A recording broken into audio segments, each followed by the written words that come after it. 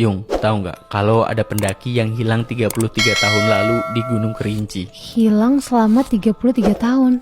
Belum tahu tuh, gimana ceritanya? Jadi ini adalah kisah dari seorang pendaki bernama Yuda Sentika. Yuda Sentika ini adalah siswa SMA 68 Jakarta yang berencana mendaki Gunung Kerinci pada tanggal 23 Juni 1990 bersama beberapa temannya yaitu Feby, Agus, Hardi, David, Saud, Tio, dan Indra. Sebelum mendaki, mereka ini mendatangi kepala desa setempat untuk meminta izin pendakian dan mencari informasi tentang pendakian Gunung Kerinci. Setelah itu, mereka melanjutkanlah pendakian ke puncak Gunung Kerinci. Nah, di hari kedua mereka ini mendaki, mereka memutuskan untuk berkemah dan bermalam di base camp 2 terlebih dahulu karena melihat cuaca yang nggak mendukung saat itu. Nah, besoknya di jam 3 subuh, mereka ini akhirnya melanjutkan perjalanan menuju puncak Kerinci. Yuda dan salah satu temannya ini berhasil sampai di puncak terlebih dahulu sebelum akhirnya disusul oleh teman-temannya yang lain. Nah, di puncak ini mereka ini memutuskan untuk berfoto-foto dan menikmati keindahan puncak Gunung Kerinci sebelum akhirnya memutuskan untuk turun dari sana. Nah, setelah mereka selesai berfoto, tiba-tiba Yuda ini pamit ke salah satu temannya kalau dia ini mau turun duluan karena kedinginan. Namun tiba-tiba seketika Yuda ini melempar tas ranselnya lalu berlari menuruni puncak Gunung Kerinci sendirian. Padahal Agus yang menjadi ketua rombongan di sana sempat memperingatkan si Yuda ini buat jangan turun sendirian dan tetap bareng sama rombongannya yang lain. Tapi Yuda ini kayak nggak dengerin dan tetap melanjutkan buat turun duluan.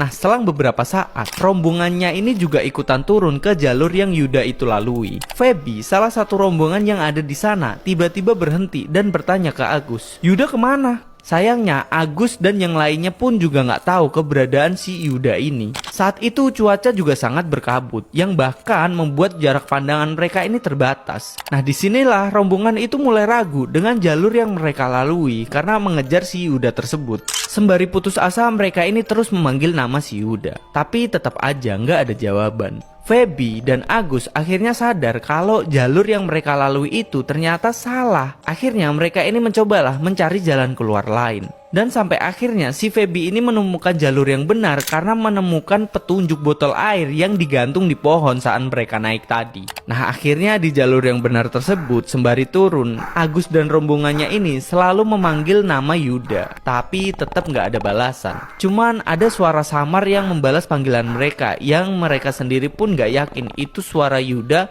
atau cuma pantulan teriakan mereka saja. Singkatnya, Agus dan rombongannya ini berhasil sampai ke base camp 2 di jam 5 pagi. Dan akhirnya Feby dan salah satu temannya ini turun buat melapor ke kepala desa tentang hilangnya Yuda Sentika ini dan juga menghubungi kerabat yang ada di Jakarta. Sedangkan